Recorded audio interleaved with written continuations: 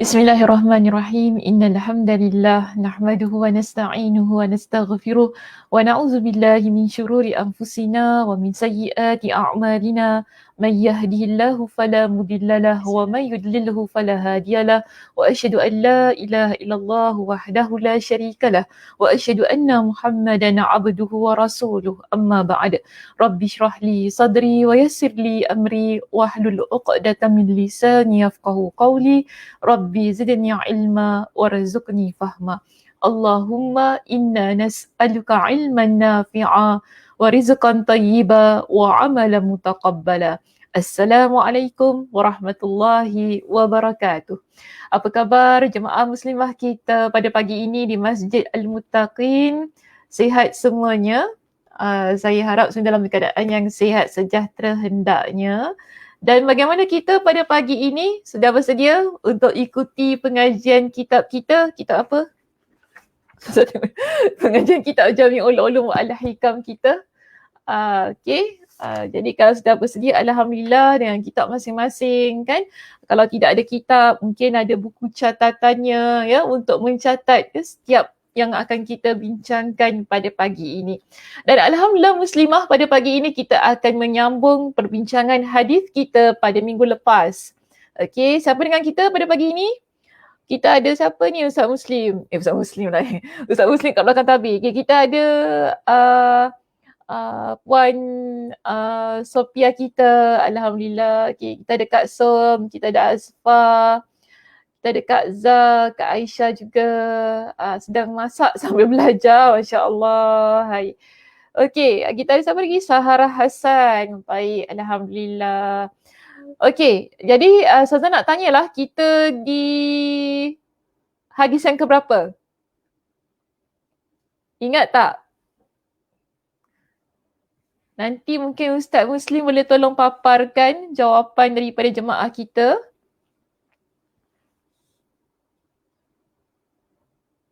Dah sedia Ustazah? Ya, Ustazah tanya ni. Kita berada di hadis yang keberapa pada pagi ini? Azfar nak jawab? Semua senyap ni. Hadis ke-36. Masya Allah, tabarakallah. Terima kasih Kak Zah. Kak Zah jawab di situ hadis 36. Okey. Ada tak yang nak jawab 37 ke 38, 39 ke 40? Tak ada. Okey, kita Kak Aisyah juga jawab hadis 36. Masya Allah. Ramai juga yang ikuti kuliah kita ya. Kak Fatimah kata 36, Kak Som 36. Okey, Asfar 36. Okey. Pak Man tak adalah. Pak Man kat situ, dia letak tangan je kat situ, tak payah letak je paparkan. Okey, baik, alhamdulillah. Hari ini kita berada di hadis kita yang ke-36. Okey, kita akan mulakan perbincangannya. Kita pada minggu lepas ya, seingat Ustazah kita dah baca. Hadisnya agak panjang juga, betul tak? Kita dah baca hadisnya, okay, kita dah baca terjemahannya. Jadi pada pagi ini kita berada di bahagian yang kedua untuk perbincangan hadis kita yang ke-36 berkaitan dengan amal-amal kebaikan dan ganjarannya. Ya, kalau dalam kitab amal-amal kebaikan dan balasannya, bolehlah ya, dua-dua, tak ada jadi masalah. Baik, jadi kita lihat pada hadis ini ya, untuk baca hadisnya, hadis itu berada di halaman 333. Ya, 333.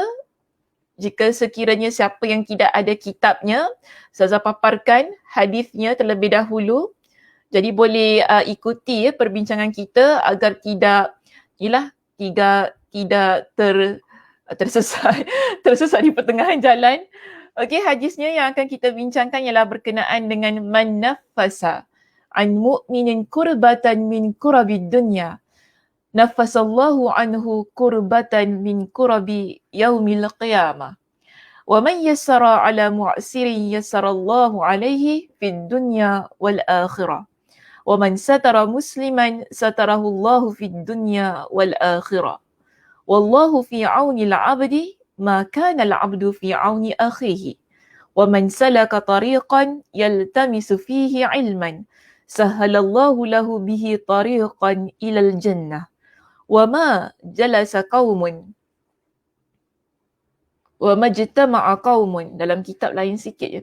Wa majtama'a qaumun fi baitin min buyutillah yatluna kitaballahi wa yatadarasunahu bainahum illa nazalat alaihimus sakinah wa ghashiyatuhumur rahmah wa haffathumul malaikah wa dhakarahumullahu fi man 'indah wa man batta'a bihi 'amaluhu lam yusri' bihi nasabuhu. Okey, jadi ini hadisnya. Tadi sebab tu saya kata dia agak sedikit panjang lah, tak panjang sangat tapi bolehlah tahan panjang lah tu. Kita kalau hadis yang tak panjang, hadis apa ya? Tak apalah. Nanti bila-bila. Okey, baik. Kita ada maksud hadisnya. Okey, maksud hadisnya juga agak panjang. Jadi kalau kita nak lihat ya pada perbincangan kita yang minggu lepas, Ustazah jelaskan berkenaan dengan perenggan yang pertama di dalam hadis kita, iaitu siapa meringankan seorang mukmin dari satu kesusahan dunia, maka Allah akan meringankannya dari satu kesulitan pada hari kiamat. Jadi pada minggu lepas, itu sahaja perbincangan yang dah kita sentuh. Ya, kita bincangkan kenapa Allah Subhanahu Wa Taala menetapkan mereka yang meringankan kesusahan saudaranya yang Muslim di dunia. Kemudian Allah ringankan dari sudut kesusahan di hari kiamat. Kenapa Allah Subhanahu Wa Taala tidak letakkan dunia dan akhirat berbanding dengan ganjaran-ganjaran yang Allah letakkan pada dua amal yang setelah itu? Ya, saya harap masih ingat lagi ya perbincangannya. Jadi hari ini kita akan masuk kepada perbincangan yang dunia dan akhirat. Jika minggu lepas hanya bincangkan tentang ganjaran yang Allah berikan kepada orang yang meringankan kesusahan mereka yang di dunia, tapi Allah berikan ganjarannya di akhirat. Ya, kita dah bincangkan dengan panjang lebar dan saya pun dah jelaskan tentang perbezaan maksud orang yang kita kata sebagai mereka yang berhadapan dengan al-qurbah. Jadi sesiapa yang terlepas ya perbincangannya, saya harap boleh dapat rujuk kembali perbincangan kita pada minggu lalu. Ya, boleh diputar semula lah video kita yang dimainkan semula video itu untuk dilihat bagaimana perbincangan yang telah kita ketengahkan untuk membezakan perbincangan kita pada pagi ini.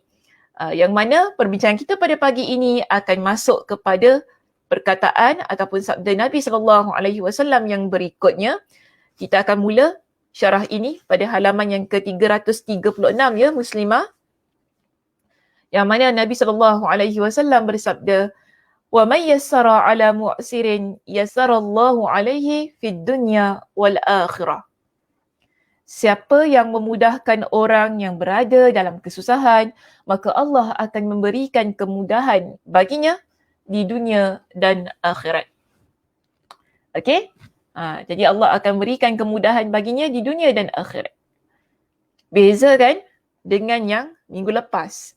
Minggu lepas kita bincangkan mereka yang memberikan keringanan kepada orang mukmin yang mana ada kesusahan ya di dunia dengan perkataan kurbatan min kurabid dunya. Allah berikan keringanan baginya pada kesusahan di hari kiamat. Namun pada pagi ini perkataannya walaupun kita terjemahkan ya Muslimah, bila kita terjemahkan tu macam sama je Ustazah. Itu pun susah. Minggu lepas kita bincangkan tentang kesusahan orang. Dan pada pagi ini pun kita nak bincang tentang kesusahan orang lain. Kan? Jadi sebab tu tadi Ustazah kata, kalau nak faham lagi yang sesiapa yang dah terlepas perbincangan kita, dia perlu rujuk kepada video kita yang telah lalu. Iaitu pengajian kita yang telah lalu.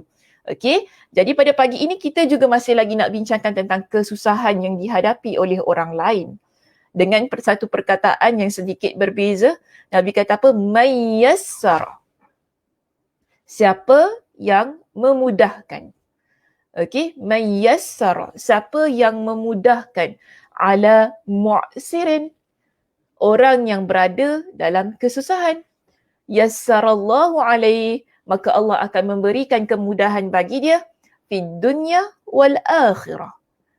untuk dia di dunia dan akhirat. Okey, apakah yang dimaksudkan dengan kemudahan ini? Ataupun kita kata kesusahan yang dihadapi oleh orang tersebut. Jadi di sini Muslimah, sebelum saya masuk kepada perbincangan yang terdapat dalam kitab kita ini yang mana disebutkan, okey tak apalah, saya pergi kepada penerangan di bawah ini terlebih dahulu, sedikit saja kita masukkan di situ. Di bawah perenggan daripada apa yang terdapat dalam kitab kita, iaitu sabda Nabi SAW sebagaimana yang terdapat di slide kita iaitu di skrin kita pada pagi ini. Imam Ibn Rajab Al-Hanbali, beliau jelaskan begini Muslimah, berkenaan dengan perkataan ini. Dia kata, ini juga menunjukkan bahawa kesusahan, iaitu kesulitannya, boleh juga terjadi di akhirat. Dan Allah Subhanahu Wa Taala menyebutkan bahawa hari kiamat adalah hari yang sukar. Last week juga kita dah jelaskan betapa susahnya, betapa sukarnya hari kiamat, yang menyebabkan kita perlukan kepada bantuan Allah, pertolongan Allah. Kita perlukan Allah untuk meringankan kesusahan kita pada hari kiamat. Dan sekarang ini untuk kali keduanya Nabi SAW menyebutkan tentang kesusahan pada hari kiamat, yang menyebabkan bila kita berikan pertolongan kepada orang yang susah di dunia, Allah berikan kepada kita dengan kemudahan dunia dan akhirat, yang mana kita amat perlukannya. Dan inilah yang dijelaskan oleh Imam Ibn Rajab Al-Hanbali dalam kitabnya itu tadi. Ya. Dan di sini saya nak tambah sedikit Muslimah berkenaan dengan penerangan tersebut. Sekarang ini, bila kita berhadapan dengan orang yang susah, kita sekarang sedang senang. Dan kita, Allah berikan dengan satu ujian, kita berhadapan dengan orang yang susah untuk kita handle mereka. Ya, untuk kita bantu mereka. Itu ujian juga pada diri kita ni. Okey, jadi bila kita nak berhadapan dengan orang-orang yang susah ini, ya, dia ada dua keadaan. Iaitu bagaimana, kita lihat begini Muslimah. Kita nak menyantuni orang yang susah. Ya, ketika kita nak menyantuni orang yang susah, kita ada dua keadaan yang perlu kita perhatikan. Bagaimana keadaannya begini? Orang yang menghadapi kesusahan, bila kita berhadapan dengan orang yang menghadapi kesusahan, ia ada dua keadaan. Okey, ada dua keadaan. Sekejap ya, bagi saya minum air.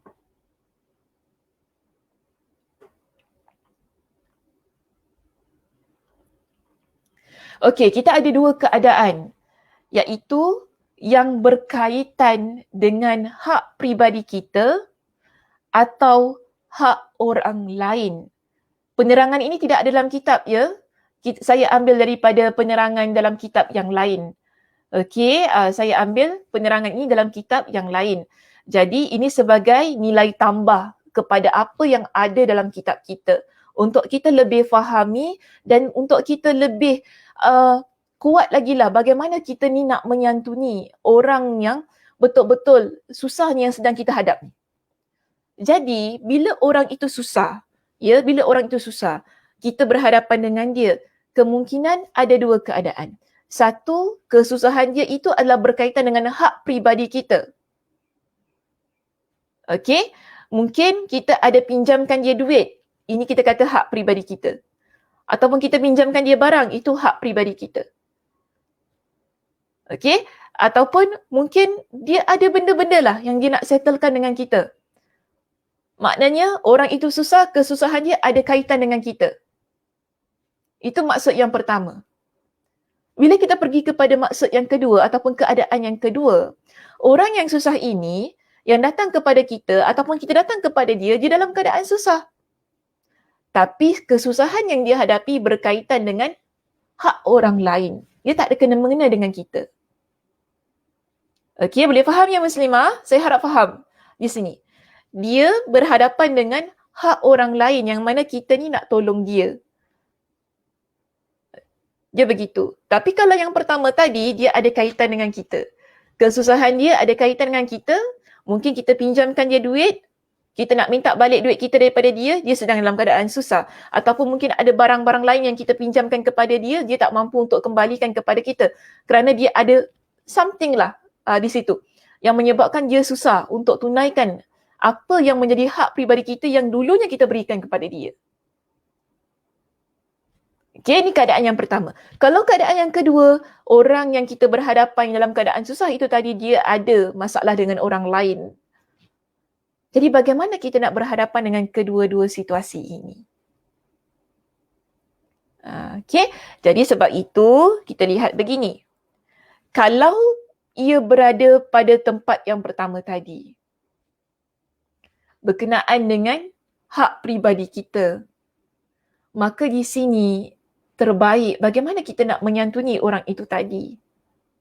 Kita berikan kemudahan bagi diri dia. Sebab tu Nabi kata apa? Wa man yassara. Siapa yang berikan kemudahan kepada orang yang susah. Jadi sekarang kesusahan dia ada kaitan dengan kita. Ya, ada kaitan dengan hak peribadi kita. Apa yang perlu kita buat? Mudahkan. Mudahkan untuk dia. Mungkin dia pinjam duit dengan kita. Dia janji dengan kita. Ya, lepas minggu nanti saya pulangkan duit itu. Nama lepas minggu kita datang pada dia. Kita tuntut janji dia. Tapi masalahnya dia kata pada kita minta maaf. Dia tak mampu untuk pulangkan duit yang telah dia pinjam. Memang dia janji. Dia mengaku dia dah janji. Cuma masalahnya dia ada kesusahan yang menyebabkan dia tak mampu untuk pulangkan duit itu pada kita. Jadi sekarang ini apa yang perlu kita buat? Berikan kemudahan pada dia. Itu ada dasarnya. Ya, yang nak kita berikan kemudahan ada dasarnya dalam Al-Quran. Nanti Ustazah akan bacakan ayat Al-Quran yang mana. Kita akan bincangkan dengan lebih lanjut. Cuma sekarang saya nak masuk dulu kepada dia punya keumuman sahaja ataupun dia punya dasarnya bagaimana keadaan-keadaan ini perlu kita santuni. Jadi pertama tu, ya, bila ia berkaitan dengan hak kita, apa perlu kita buat? Berikan kemudahan kepada dia. Dan jika itu berkaitan dengan hak orang lain,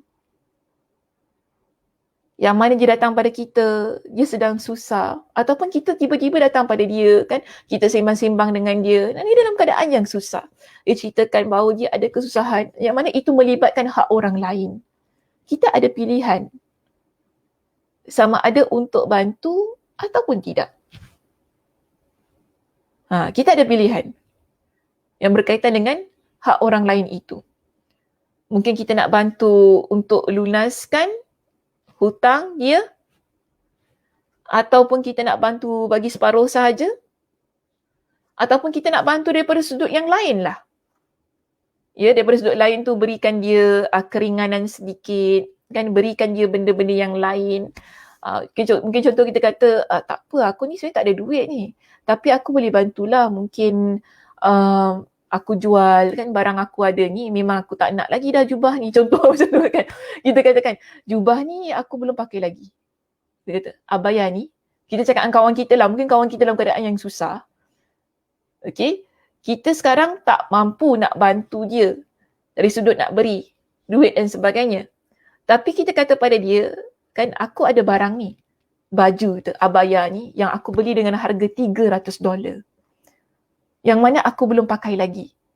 Tak apalah, kau ambil, kan, kau jual. Ini antara cara ya, yang kita nak bantu teman kita. Antara cara saya kata, yang boleh saya berikan idea lah. Aku ada baju ni, harga asalnya $300. Dia tak termasuk shipping lagi kan. Kalau masuk shipping mahal lagi lah. Kita kata dengan dia, yang mana aku tak pakai dah baju ni. Bukan tak pakai, belum pakai lagi. Belum pakai lagi baju tu. Mungkin sebab besar, kerana besar sedikit, jadi rasa tak selesa nak pakai. Tak apa, kau ambil. Kau buat apa, tak kisah. Aku bagi keizinan, aku bagi hadiah pada kau nak buat apa, kau buatlah. Daripada hasil jualan itu, ya, mungkin kau nak jual, daripada hasil jualan tu, mungkin ia boleh bantu untuk bayar duit yang dah kau pinjam daripada orang yang B ni lah. Ini maknanya kita bantu. kita mudahkan urusan dia untuk bahagian yang hak orang lain. Sebab ia sebenarnya tidak ada kaitan dengan kita. Tapi kita bantu dia. Okay, so itu gambaran asal yang ingin saya berikan. Tentang bagaimana kita nak menyantuni orang yang dalam keadaan yang susah. Satu, bila ia berkaitan dengan hak pribadi kita, terbaik ialah kita mudahkan. Ya, kita berikan lagi tempohnya. Tapi bila ia berkaitan dengan hak orang lain, kita ada dua pilihan. Sama ada kita nak bantu tadi, ya, ataupun tidak. Tapi terbaik ialah bantu. Kalau tak dapat nak bantu, sebab mungkin kita pun tak ada duit, contohnya lah ya, mungkin tak ada duit, kita boleh berikan bantuan daripada sudut yang lain.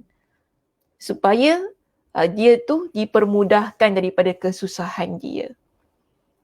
Ya, okay. Itu sebagai nilai tambah daripada apa yang ada dalam kitab kita. Baik, sekarang ini cuba Muslimah rujuk pada halaman 337. Di sini, ya, Imam Ibn Rajab Al-Hanbali, beliau memberikan kepada kita dengan beberapa keadaan, beberapa cara untuk memudahkan orang yang susah dengan harta. Okey, orang yang susah dengan harta. Bagaimana? Ada dua keadaan yang beliau terangkan kepada kita. Pertama, memberikan penangguhan waktu untuk membayar hutangnya sehingga dia mampu. Ya, boleh dengan kita memberikan penangguhan waktu untuk membayar hutangnya sampai dia mampu. Ini sebagaimana yang saya jelaskan tadi, yang mana ia berkaitan dengan hak pribadi kita. Ia berkaitan dengan hak pribadi kita. Jadi, kita boleh, kalau ia berkaitan dengan hak pribadi kita itu tadi, kita berikan penangguhan waktu untuk dia bayar hutangnya sampai dia mampu. Baik, kemudian kita ada keadaan yang kedua, ya, cara kita untuk bantu, iaitu membantu melunaskan hutangnya jika dia berhutang. Ini berkaitan dengan hak orang lain, ya, sebagaimana yang saya sebutkan tadi. Ya, membantu melunaskan hutangnya jika dia berhutang. Namun jika dia tidak, maksudnya jika dia tidak berhutang, usaha bantu hilangkan kesusahan dia. Jadi kalau dia bukan dalam keadaan yang berhutang, mungkin dia ada kesusahan-kesusahan yang lain, kita usaha untuk bantu bagi menghilangkan kesusahan yang sedang dia hadapi. Sebab kesusahan ni dia umum. Ada banyak bentuk kesusahan yang dihadapi.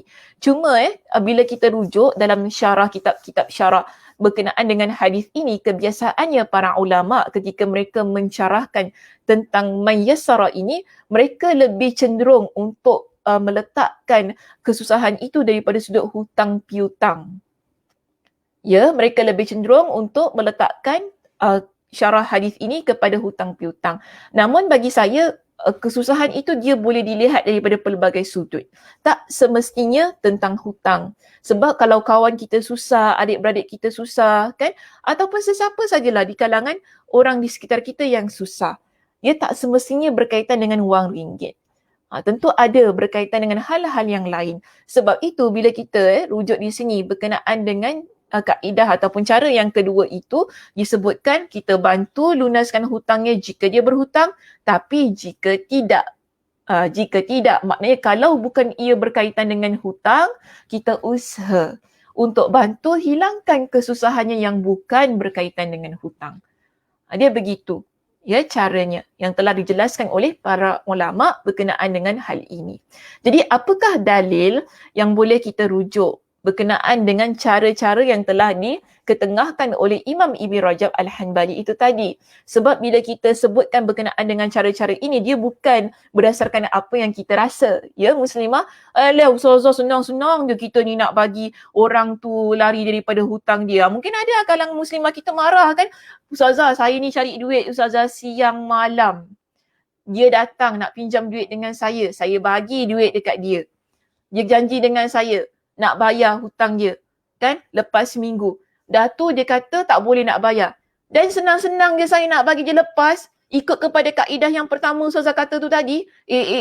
Ustazah, sedap ustazah cakap, nak bagi lepas kat dia ataupun nak bagi tangguh pada dia. Tak ada maknanya ustazah. Kadang-kadang kita macam gitu Muslimah. Betul tak? Kita rasa tu duit kita sebab kita dah beri pinjam pada dia, kita tak nak bagi dia lagi. Dia janji seminggu. Okey, kau kata seminggu. Kalau tak, tapi kena ingat, kenapa di sini kita berikan kepada kaedah yang pertama itu tadi. Yang makna kita berikan penangguhan sehingga dia mampu. Tak semua orang boleh buat begini, Muslimah. Ya, tak semua orang yang dah pinjamkan duit, ya, kemudian orang janji nak bayar sekian-sekian tapi dia tak boleh bayar, kita nak berikan penangguhan pada dia sehingga dia mampu. Tak semua orang boleh buat.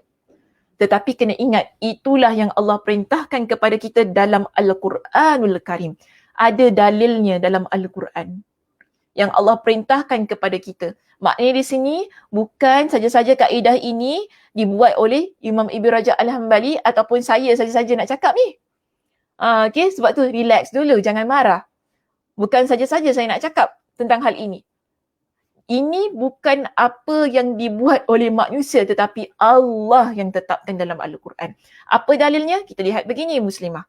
Ya, Allah Subhanahu Wa Taala perintahkan kepada kita, beri tangguh atau lebih baik lagi sedekahkan. Oh, dengar sedekah tu bergetar jiwa. Okay.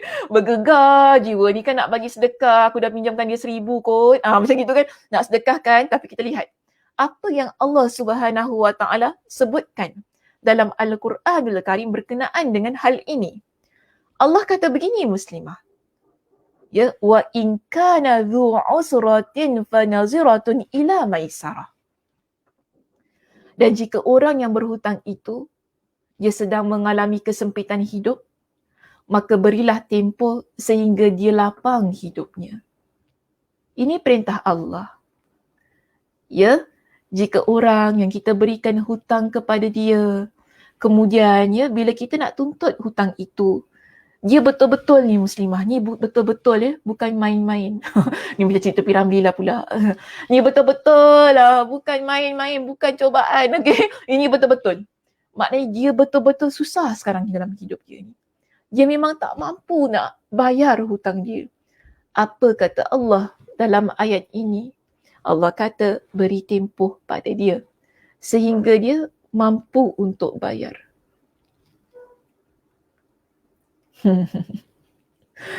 Boleh tak nak buat? Mudah-mudahan boleh. Ya, mudah-mudahan boleh. Kemudian apa kata Allah lagi? Wa anta saddaqu, okay, wa anta saddaqu. Wa anta saddaqu khairul lakum in kuntum ta'lamun. Kalau di sini dan sebaliknya, bahawa kamu sedekahkan hutang itu kepadanya adalah lebih baik untuk kamu. Ini kata Allah. Kalau kamu tahu dia memang tak mampu untuk bayar, tapi kamu memilih yang sebaliknya, iaitu untuk bersedekah kepada dia. Ataupun dalam bahasa kita lah ya, kita guna apa? Kita halalkan. Dalam bahasa kita, orang Melayu selalu guna begitu kan? Kita halalkan. Yang mana kita nak anggap itu sebagai sedekah bagi diri dia. Apa kata Allah? Khairul lakum. Itu lebih baik untuk kamu. Ya, itu lebih baik untuk kamu. In kuntum ta'lamun. Jika sekiranya kalian mengetahui. Apa yang kalian ketahui? Kalian ketahui tentang satu ganjaran besar, pahala yang besar yang akan kamu dapati kelak. Jadi kalau kita nak niatkan ia sebagai sedekah, ya, kalau kita nak halalkan apa yang kita dah beri hutang kepada orang itu tadi, Allah kata itu lebih baik bagi kamu. Tapi mudah tak nak buat? Saya faham, ia bukan mudah. Biasa, Muslimah, kita nak buat perkara-perkara yang mendatangkan ganjaran pahala yang besar. Ya, ia bukan sesuatu yang mudah. Ia adalah satu, kita kata, perjuangan jiwa dan perasaan, jiwa raga ni. Nak berikan sedekah kepada orang. Bukan mudah. Ya, bukan mudah. Lebih-lebih lagi ia berkaitan dengan duit kita. Kalau kita pinjamkan lagi banyak, lagi susah kita nak bagi sedekah tu. Nak bagi tempoh dia sekarang ni, bila kita datang pada dia, orang tengah susah ni kan, Muslimah. Kita datang pada dia, kita tuntut hutang kita. ataupun dia datang kepada kita untuk beritahu yang dia tak mampu untuk bayar, pada masa itu bila kita nak berikan penangguhan kepada dia, itu pun belum tentu kita boleh buat. Ya, belum tentu kita boleh buat untuk keadaan yang pertama tu. Apatah lagi kalau kita kata tak apalah aku halalkan untuk engkau. Kan apatah lagi untuk yang keadaan yang kita kata kita nak beri sedekah tu. Sebab yang nak berikan penangguhan tu belum tentu boleh kita buat. Apatah lagi untuk berikan sedekah.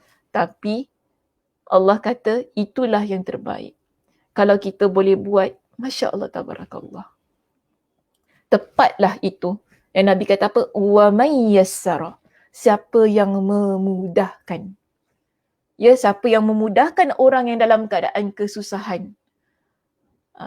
Kenapa para ulama sering menggunakan ataupun menjelaskan, mensyarahkan hadis yang wa man yassara ala mu'sirin ini dengan hutang piutang, yang berkaitan dengan hutang piutang.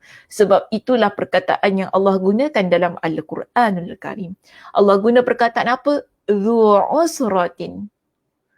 Orang yang memiliki kesusahan. Nabi guna perkataan apa? Mu'sirin. Allah guna perkataan usratin. Fanaziratun ila maisarah. Ya, maisarah itu adalah perkataan yang berkaitan dengan yassara tadi. Okey, berkaitan dengan perkataan yassara tadi. Jadi sebab itu para ulama ketika mereka mensyarahkan hadis ini, mereka lebih cenderung untuk melihat contoh ini, ya, sebagai salah satu contoh yang mana kita perlu memudahkan urusan orang lain yang dalam keadaan yang susah. Jadi ini antara perkara yang boleh kita lakukan untuk kita bantu saudara kita yang dalam keadaan kesusahan, yang berkaitan dengan hak pribadi kita itu tadi. Ya muslimah, kalau mungkin teman-teman kita kan ada pinjam duit dengan kita, yang mana kita tahu memang dia susah lah. Kita dah pernah bincangkan tentang orang yang minta bantuan yang mana dia dalam keadaan susah, betul tak? Kan? Ada beberapa keadaan yang Nabi sebutkan orang yang susah yang mana dia minta bantuan. Dan kita lihat dia memang susah sangat-sangat. Okay, mungkin ada kemalangan, ada kecelakaan yang berlaku dalam hidup dia. Kemudian dia datang pada diri kita, lalu dia minta bantuan. Dan pada masa itu kita memang ada sedikit kelebihan lalu kita berikan kepada dia. Itu boleh sahaja.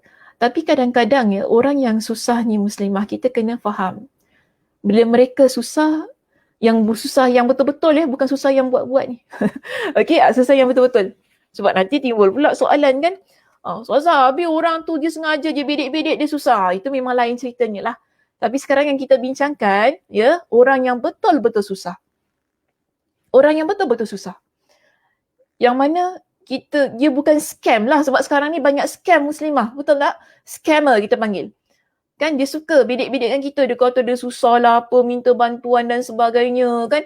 Kalau scammer yang bijak dia guna agama, tu lagi masalah. Silat-silat dia keluarkan hadis ni muslimah. Ya, dia keluarkan hadis ni.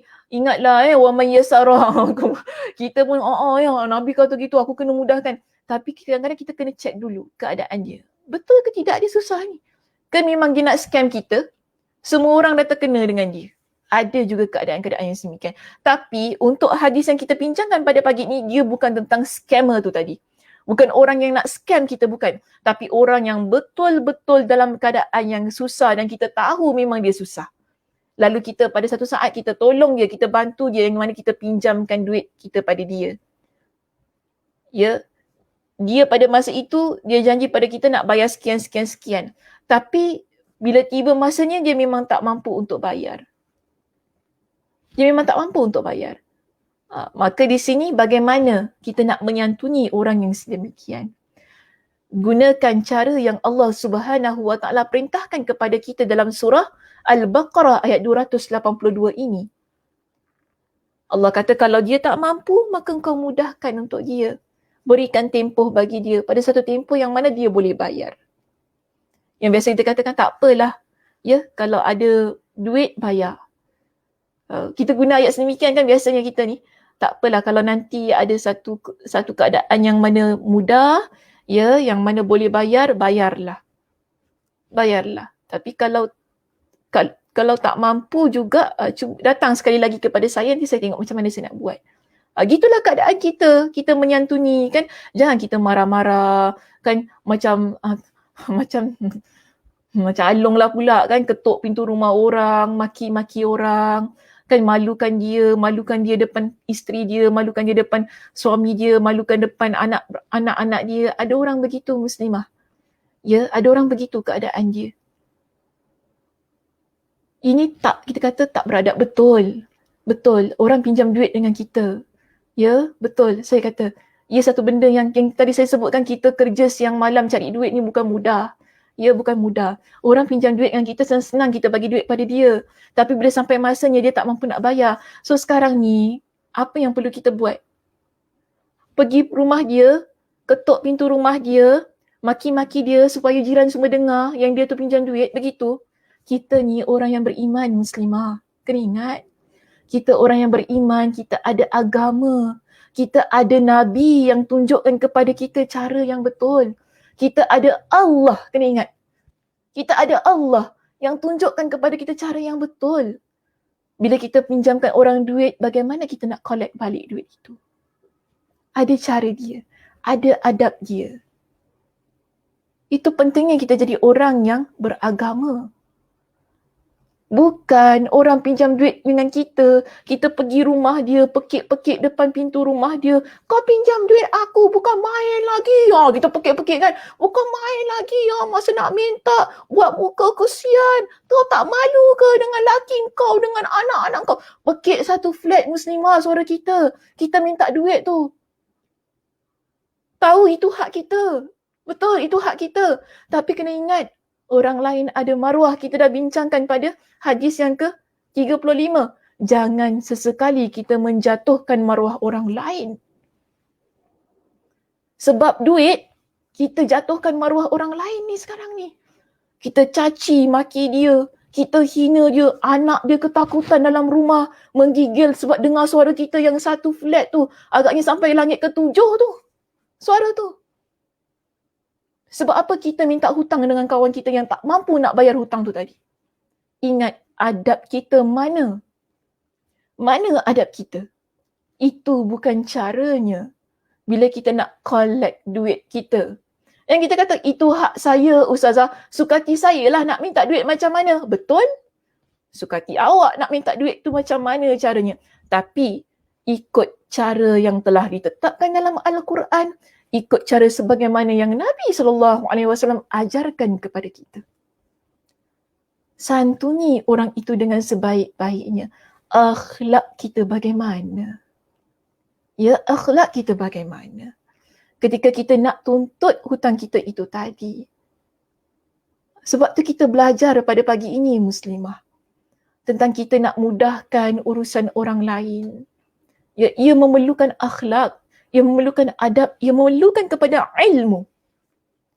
Kalau kita tak ada ilmu, kita akan rasa orang yang ada kaitan dengan hak peribadi kita itu tadi, kita boleh buat apa saja dengan dia.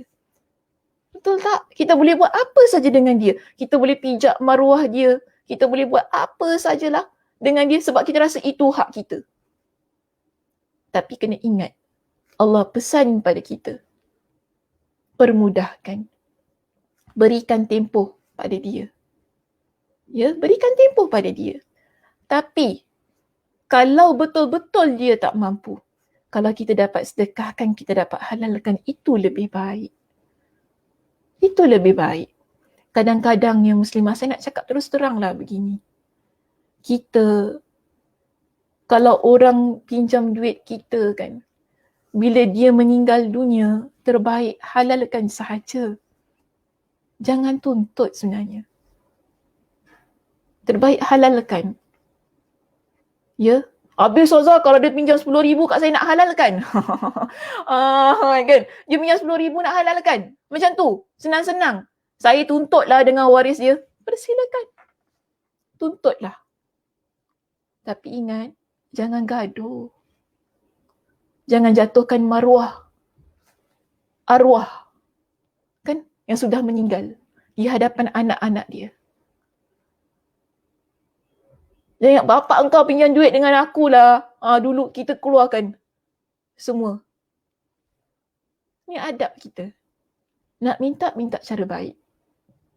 Ya. Kalau anak-anaknya tak mampu, sebab kena ingat. Kadang-kadang anak-anak ni tak mampu untuk bayarkan. Ni macam mana kita nak santuni? Ya.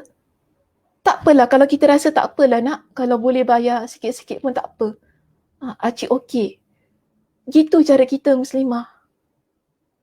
Bukan kita kata, CPF bapak engkau tak keluar lagi, engkau tak ambil. Kadang-kadang kita gitu. Kan? Kita kena ingat Muslimah.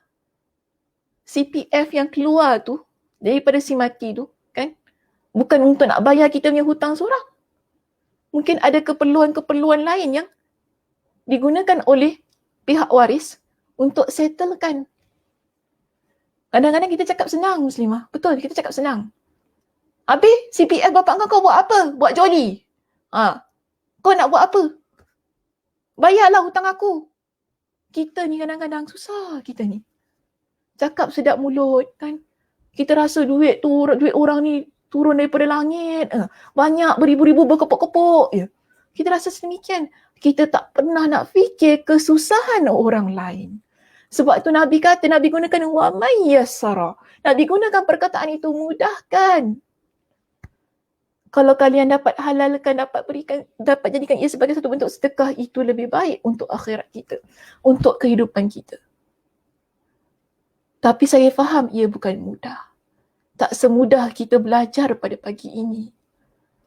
Ya, tak semudah sebab ia berkaitan duit. Sebab duit ni Muslimah, saya kata kita adik-beradik boleh putus lah.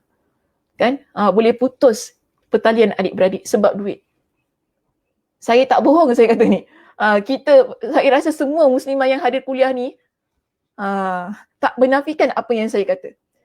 Kerana duit, adik-beradik boleh putus saudara. Dunia akhirat boleh tak mengaku adik-beradik. Betul. Itu boleh berlaku. Ya. Kerana duit kita kawan bertahun-tahun, ya Allah, boleh putus sebab duit. Kalau adik-beradik dah boleh putus, dunia akhirat mengaku tak adik-beradik tu kan. Aku tak mengakulah engkau kakak aku dunia akhirat sebab duit tau. Sebab duit. Kita boleh memutuskan tali persaudaraan dengan adik-beradik sendiri. Apatah lagi dengan orang luar. Ini ujian yang Allah berikan kepada kita. Dengan duit tu. Tapi Allah berikan kepada kita dengan solusi. Allah berikan kepada kita dengan adab. Allah tunjukkan kepada kita dengan cara. Bahkan Nabi SAW sendiri tunjukkan kepada kita dengan cara-cara. Nabi sebutkan kisah-kisah tentang orang yang mana mempermudahkan urusan orang lain berkenaan dengan hutang.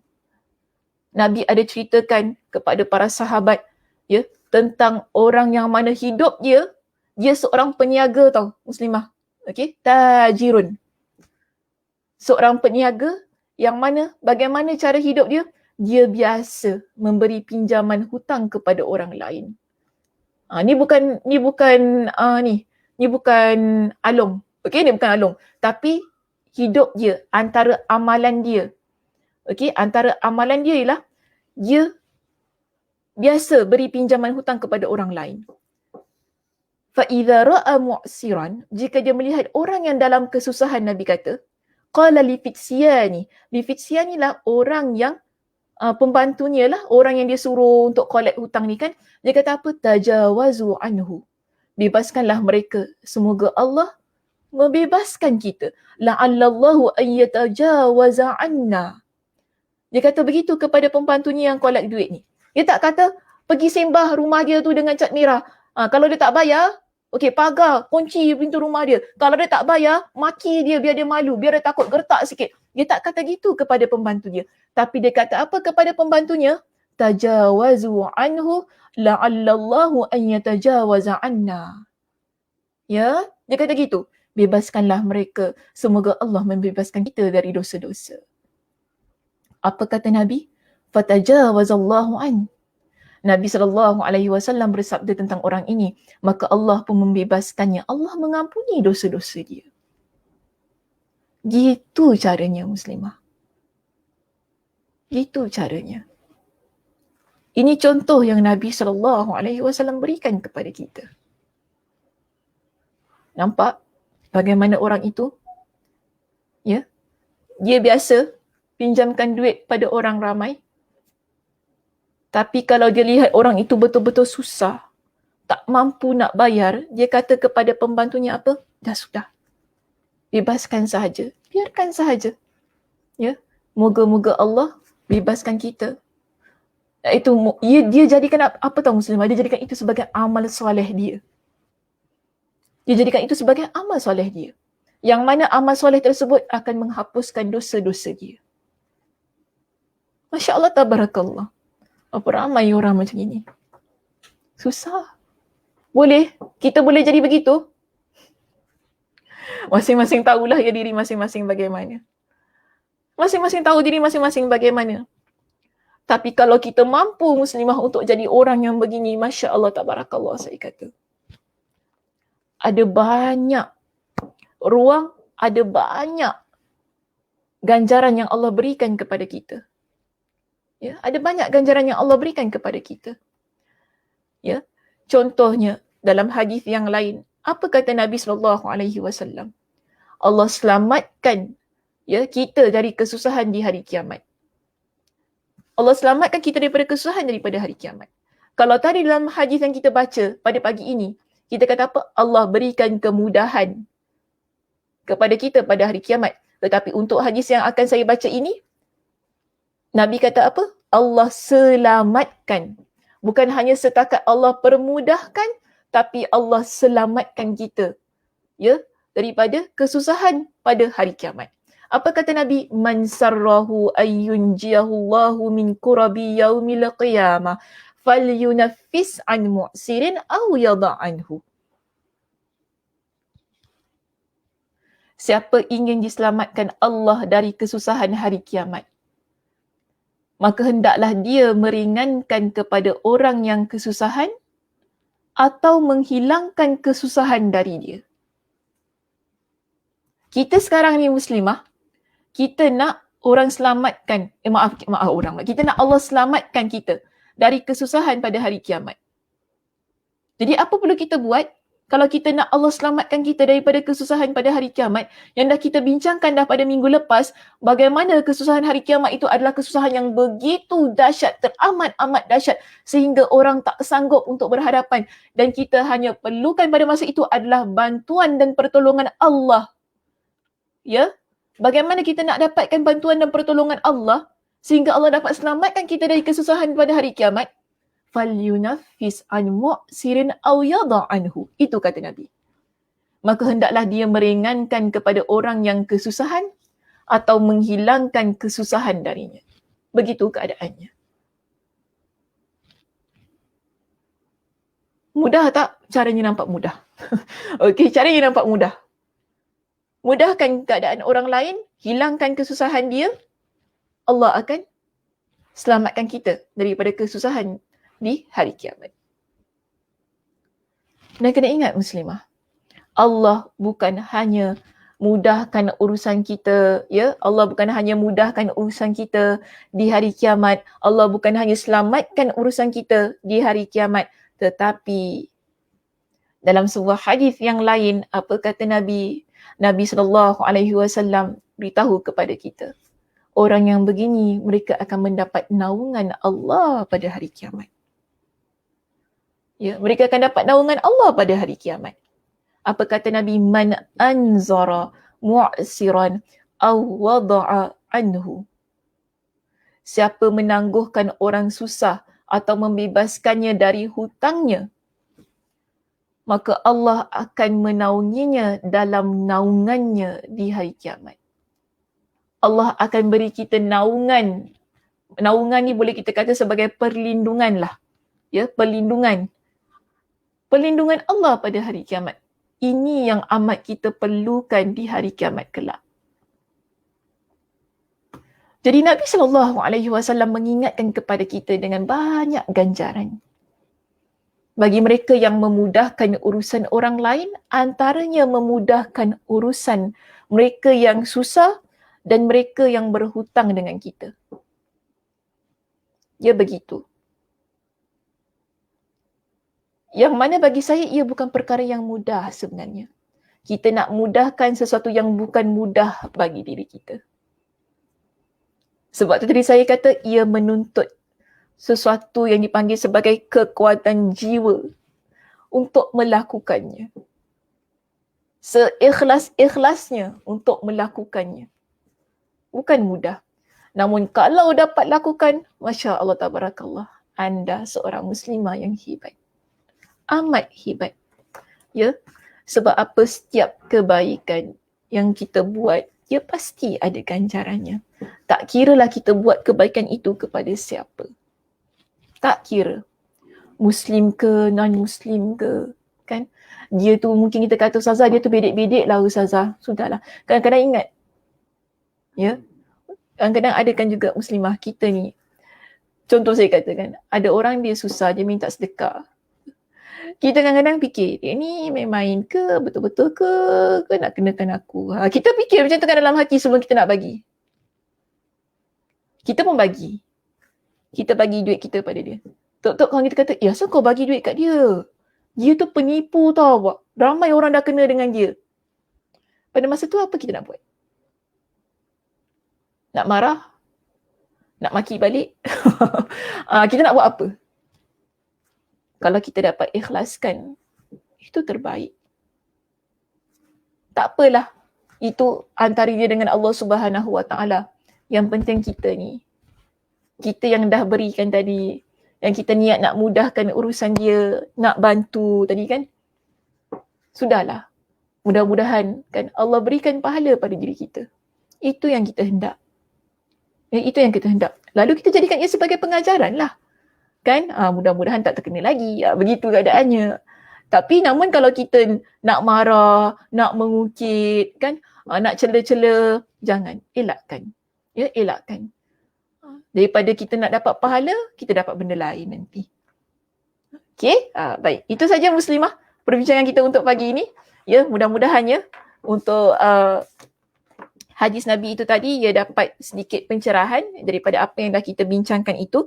Yang pentingnya, ia memerlukan kepada kita satu kekuatan jiwa dan perasaan lah untuk kita buat perkara yang nak mudahkan orang lain. Selalunya beginilah ya muslimah saya kata, kita sering minta orang lain mudahkan kita. Tapi kita ni kadang-kadang jarang kita nak mudahkan urusan orang lain. Ataupun kita tak terfikir untuk memudahkan urusan orang lain. Selalunya begitu. Jadi kan, ingat, Nabi selalu kata, tangan yang di atas itu dia lebih baik daripada tangan yang di bawah. Berusaha sentiasa untuk jadi tangan yang di atas. Iaitu orang yang sentiasa memberi. Beri kemudahan, beri kelapangan, kan? Kita beri apa-apalah yang boleh hilangkan kesusahan orang. Itu terbaik kalau kita dapat jadi orang yang sedemikian. Dan hidup ni seperti roda. Kadang-kadang kita susah, kadang-kadang kita senang. Dia begitu. Kadang-kadang kita di atas, kadang-kadang kita di bawah. Saat kita berada di bawah, yang kita perlukan bantuan orang lain bantu kita. Namun jangan lupa, bila saat kita berada di atas, yang mana orang lain perlukan bantuan kita, usahakan untuk bantu orang lain. Mudah-mudahan bila pada satu masa kita berada dalam keadaan yang susah, pada masa itu orang lain pula yang bantu kita. Begitulah hidup ini. Ya, sebab itu Nabi SAW pesan pada kita, berikan kemudahan pada orang lain. Mudah-mudahan Allah berikan bantuan kita, memudahkan kita di dunia dan di akhirat. Di dunia tu bagaimana? Antaranya ialah orang lain datang, dia bantu kita bila kita dalam keadaan yang susah. So begitulah kehidupannya muslimah. Mudah-mudahannya kita dapat amalkan apa yang dah kita bincangkan pada pagi ini. Okey muslimah, itu saja.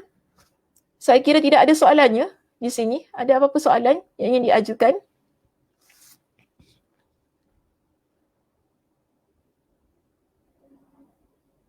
Oh, Masya Allah. Okay. Ada orang Ustazah, dia jemput datang kenduri, nak pergi haji tapi hutang dia tetap tak bayar. Macam mana tu? Macam saya kata tadi, itu antara dia dan Allah Subhanahu Wa Taala. Okay, antara dia dan Allah Subhanahu Wa Taala. Mungkin nak tanyalah macam mana ibadah hajinya kan? Itu antara dia dengan Allah Subhanahu Wa Taala. Okay, sebab kita pun tak tahulah apa cerita di sebalik tabir kan tentang orang yang berhutang ni dan sebagainya. Kita ni Muslimah, saya, Ustaz Muslim boleh tolong tutup dulu. Saya nak cerita ni. Kita ni Muslimah, ada beberapa keadaan, ada orang lah pernah datang jumpa pada saya, dia kata, Ustazah macam ni, orang tu sebenarnya dia cakap pada saya, dia dah halalkan hutang dia untuk saya. Sekarang ni, Alhamdulillah lah, ya, dia dah halalkan hutang tu. Tapi saya muskil ni sekarang. Bila dia dengar saya nak pergi haji, dia beritahu pada orang saya hutang dengan dia. Sebab tu tadi saya kata, ya, benda-benda begini, dia mesti belajar, mesti ada adab, mesti ada akhlak. Kalau kita, sebab tu tadi saya kata ya, Puan Suryati, mungkin di sini ada kisah, saya tak tahu adakah itu berlaku pada diri Puan sendiri ataupun pada orang lain yang mungkin Puan sendiri dengar-dengar. Kita tak pernah tahu apakah cerita yang berlaku di sebaliknya. Sebab ada antara kisahnya begitu. Orang tu dia dah kata tak apa, aku halalkan apa yang aku pinjam pada engkau. Kemudian bila orang dia dengar kawan dia ni nak pergi haji, ada duit pula nak pergi haji, tiba-tiba dia minta balik hutang dia. Bolehkah begitu? Pandai-pandai lah ya kita, faham lah ya. Sekarang ni kita tuntut pula hutang tu, padahal kita dah halalkan.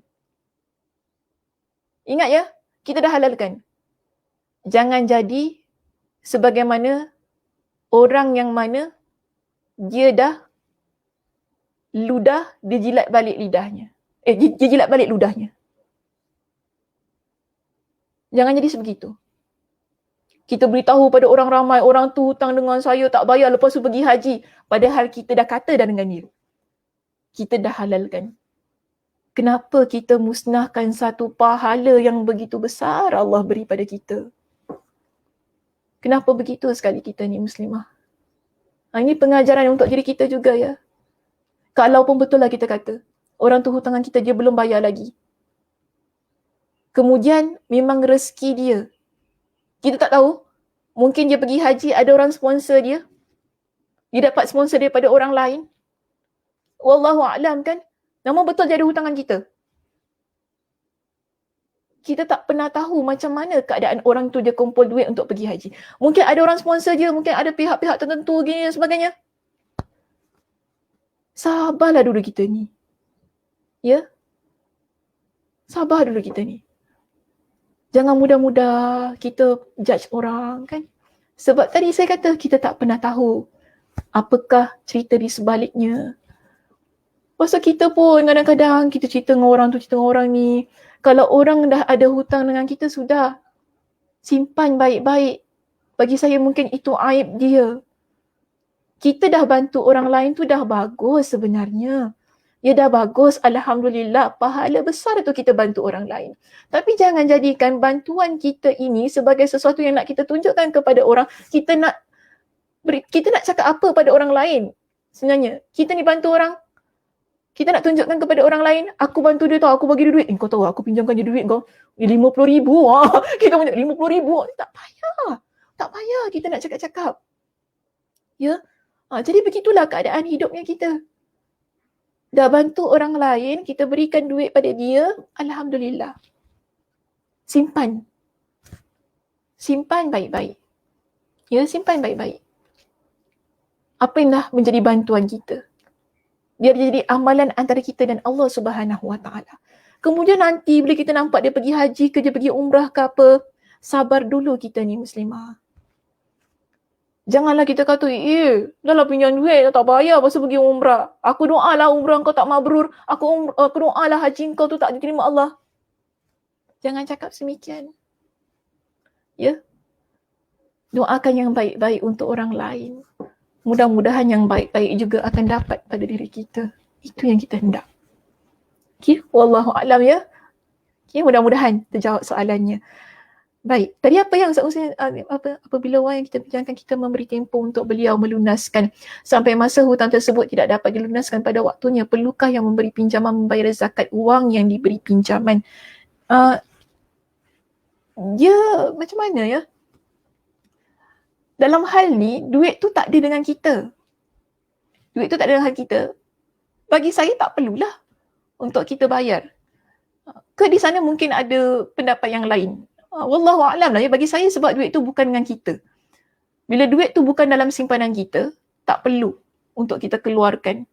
Tapi kalau di sana nanti ya, Muslimah, kalau di sana nanti ya, Cik Sokmah di sini, kalau di sana nanti saya lihat ada pendapat yang lain, saya akan kongsikan lah. Tapi untuk sepengetahuan saya tidak perlu. Tidak perlu untuk dikeluarkan zakatnya.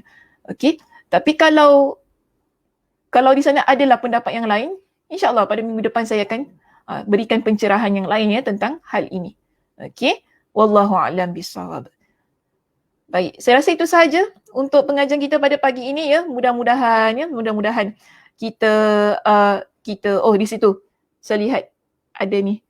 Alhamdulillah, tabarakallah, setelah saya menghalalkan hutang teman saya, hati saya sangat tenang selepas itu. Hihihihi, asyik je gelak. Hihihihi. Alhamdulillah lah ya, begitulah keadaannya. Ketenangan hati itu yang kita nak. Kita tak nak hidup kita sentiasa dalam keadaan yang berdendam, bermusuhan, kan? Betul lah saya kata duit ni susah sebenarnya. Pasal duit ni, dia boleh bawa sampai ke mati permusuhan tu. Ya, dia boleh bawa sampai ke mati permusuhan tu. Jadi kalau kita betul-betul beramal dengan apa yang Nabi SAW ajarkan kepada kita, dengan apa yang ada dalam Al-Quran, insya-Allah kita akan dapat ketenangan hati yang paling dalam. Okey, baik, itu sahaja Muslimah. Sudah tutup. Terima kasih kepada mereka sesemua yang menghadiri kuliah kita pada pagi ini. Mudah-mudahan Allah Subhanahu Wa Taala berikan kepada kita dengan kesihatan dan nikmat kelapangan masa untuk kita bertemu sekali lagi pada minggu hadapan di ruangan yang sama di masa yang sama. Saya tutup dengan tasbih kafarah. Subhanakallahumma wa bihamdika asyhadu an la ilaha illa anta astaghfiruka wa atubu ilaik. Assalamualaikum warahmatullahi wabarakatuh.